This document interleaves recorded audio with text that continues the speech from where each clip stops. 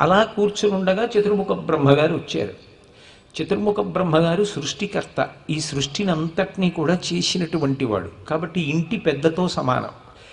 ఆయన వస్తున్నారు అంటే ఒక మర్యాద ఉంటుంది. అందరూ లేచి నిలబడ్డారు. ఆయన వచ్చి ఉచితాసనం మీద కూర్చున్నాడు, వాళ్ళు కూర్చున్నారు. చతుర్ముఖ బ్రహ్మగారు కనపడగానే అప్రయత్నంగా వాళ్ళు పడుతున్నటువంటి బాధ బ్రహ్మగారికి మనవి చేశారు. ఏమని అంటే, భగవంత ప్రసాదేన రావణో నామ రాక్షస సర్వాన్నో బాధితే వీర్యఛాసితుం తన్న శక్నుమః. ఓ బ్రహ్మ, మీరు వరాలిచ్చారు రావణాసురుడనేటటువంటి రాక్షసుడికి.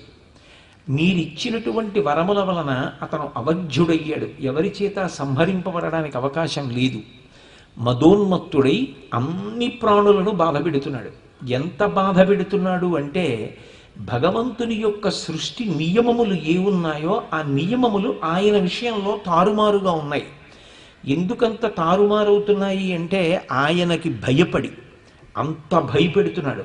భయపెట్టడం, భయపెట్టి సంతోషించడం, భయపెట్టి బ్రతకడం అంగీకారయోగ్యములైనటువంటి విషయములు కావు.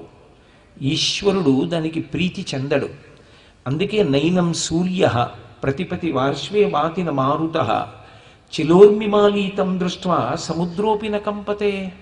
ఆ రావణాసురుడు వచ్చినప్పుడు నైనం సూర్య, ఒకవేళ అది గ్రీష్మ ఋతువు అయితే సూర్యుడు తీవ్రమైనటువంటి ప్రకాశంతో కనపడడం, ఆయన వేడిని వెదజల్లడు.